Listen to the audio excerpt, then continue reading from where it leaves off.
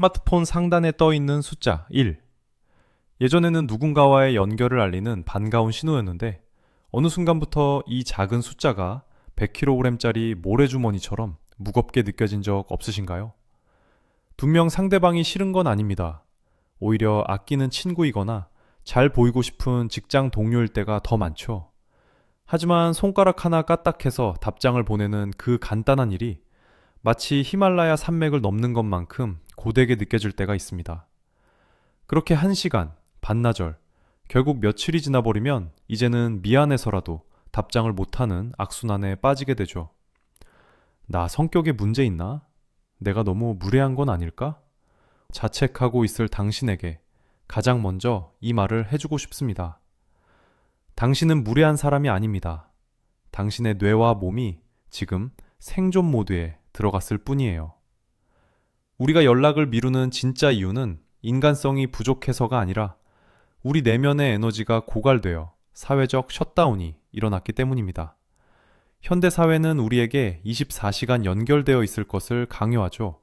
하지만 모든 인간의 뇌가 이 속도를 견딜 수 있게 설계된 건 아닙니다.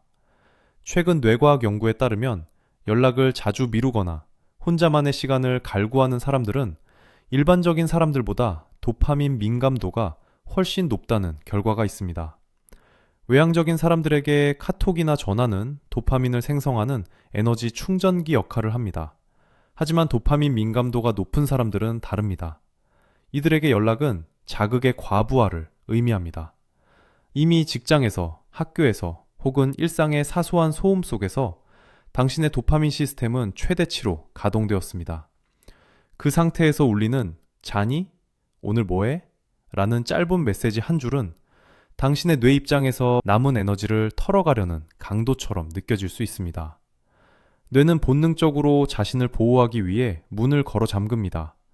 이것이 바로 우리가 휴대폰을 뒤집어 놓거나 비행기 모드를 켜게 되는 이유입니다. 많은 분이 연락을 미루는 자신을 보며 나 혹시 반사회적 인격장애인가?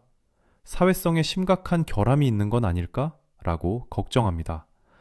2016년 버팔로 대학교 연구팀은 아주 흥미로운 개념을 제시했습니다.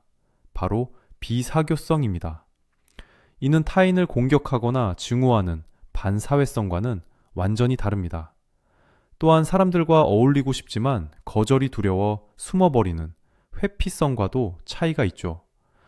비사교성을 가진 사람들은 단순히 혼자 있는 상태에서 느끼는 만족감이 매우 큰 사람들입니다. 이들은 타인과 함께 있을 때보다 혼자 있을 때 훨씬 더 평온하고 창의적인 상태가 됩니다. 즉, 당신이 친구의 카톡에 답장을 미루는 건 그 친구가 싫어서가 아니라 지금 당신에게는 그 어떤 외부의 자극보다 나 자신과의 대화가 더 매력적으로 느껴지기 때문입니다. 심리학자 아브라함 매슬로는 이를 건강한 고독이라고 불렀습니다. 풍요로운 내면을 가진 사람일수록 외부의 연결에 목매지 않습니다. 당신이 연락을 잠시 멈추고 침묵을 선택했다는 건 그만큼 당신의 내면 세계가 깊고 단단하다는 증거이기도 합니다. 그러니 이제 내가 이상한 걸까? 라는 의문은 내려놓으세요. 당신은 그저 남들보다 조금 더 깊은 농도의 침묵이 필요한 사람일 뿐입니다. 우리가 휴대폰을 내려놓고 침대 위에 멍하니 누워있을 때 겉보기에는 아무것도 하지 않는 것처럼 보입니다. 하지만 그 순간 당신의 뇌 안에서는 거대한 파티가 벌어지고 있습니다. 혼자 있기를 즐기고 연락을 미루는 사람들의 뇌에서는 전전두엽 피질이 매우 활발하게 움직입니다. 전전두엽은 복잡한 문제를 해결하고 자아를 성찰하며 창의적인 아이디어를 만들어내는 뇌의 사령탑과 같습니다. 타인과 끊임없이 연락을 주고받는 행위는 이 사령탑을 계속해서 외부 자극에 대응하게 만듭니다. 하지만 연락을 잠시 끊고 고독 속으로 들어가는 순간 지나간 하루를 정리하고 엉킨 감정의 실타래를 풀며 새로운 영감을 떠올리는 것이죠. 아인슈타인, 뉴턴 같은 수많은 천재들이 지독한 고독을 자처한 것도 바로 이 때문입니다. 당신이 답장을 미루고 동굴 속으로 들어간 그 시간은 결코 버려지는 시간이 아닙니다.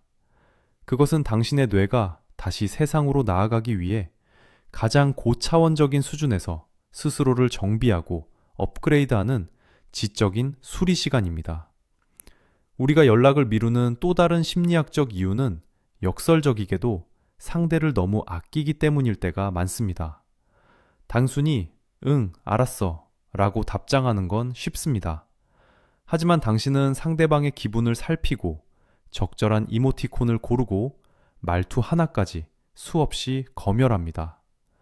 뇌는 이 짧은 텍스트 한 줄을 작성하는 과정을 고도의 에너지가 소모되는 프로젝트로 인식해버립니다. 나중에 정성껏 답장해야지 라고 생각하며 메시지를 덮어두는 순간 그 연락은 숙제가 됩니다. 그리고 숙제는 미룰수록 마음의 짐이 되죠.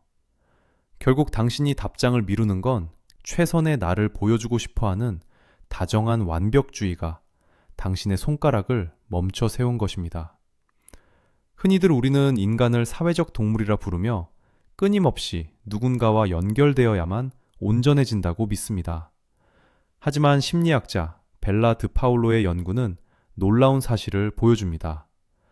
고독을 기꺼이 수용하고 즐기는 사람들은 오히려 주변 친구나 가족과 더 깊고 단단한 유대감을 형성한다는 것이죠. 이들은 타인에게 자신의 결핍을 채워달라고 구걸하지 않기 때문입니다. 내가 혼자 있을 때 충분히 충전되고 내 안의 에너지가 풍요로울 때 비로소 우리는 타인에게 진심 어린 호의를 베풀 수 있습니다. 에너지가 바닥난 상태에서 억지로 쥐어짜낸 연락은 결국 원망이나 피로감으로 이어집니다. 하지만 내가 충분히 쉬고 돌아왔을 때 보내는 답장에는 의무감이 아닌 진심이 담깁니다. 결국 고독의 질이 관계의 질을 결정합니다. 당신이 연락을 잠시 멈추고 자신만의 시간을 갖는 것은 역설적이게도 당신이 사랑하는 사람들과 더 건강하고 오래도록 연결되기 위한 가장 지혜로운 전략입니다. 이제는 적극적으로 나만의 동굴을 설계해야 합니다. 하루 중 단 1시간만이라도 완전한 오프라인 시간을 설정해 보세요. 휴대폰을 다른 방에 두거나 방해금지 모드를 켜고 그 빈자리를 내면의 목소리로 채우세요. 또한 주변 사람들에게 당신의 연락 스타일을 미리 공지해 보세요. 나는 집중할 때 연락이 잘 안 되는 편이야 라고 미리 말해두는 것은 관계를 멀어지게 하는 벽이 아니라 서로의 다름을 존중하기 위한 울타리입니다. 그 문 안에서 충분히 쉬고 당신 자신을 사랑해 주세요. 고독은 형벌이 아니라 당신의 영혼이 더 깊어지기 위해 스스로에게 주는 가장 귀한 선물입니다. 가끔은 세상의 손을 놓고 당신만의 동굴로 깊숙이 들어가도 괜찮습니다. 그곳에서 다시 당신 자신과 친해지세요. 당신이 당신 자신을 가장 친한 친구로 삼게 될 때 세상의 그 어떤 연락도 더 이상 당신을 압박하는 짐이 되지 않을 것입니다. 만약 누군가 왜 연락이 안 돼? 라고 묻는다면 이제는 미소 지으며 답해보세요. 그냥 나 자신과 함께 있는 시간이 정말 좋거든요. 그 한마디면 충분합니다. 오늘 영상이 쌓여가는 메시지 앞에서 죄책감을 느꼈던 당신에게 작은 위로가 되었기를 바랍니다. 여러분의 동굴 타임은 어떤 모습인가요? 댓글로 여러분의 이야기를 들려주세요. 시청해주셔서 감사합니다.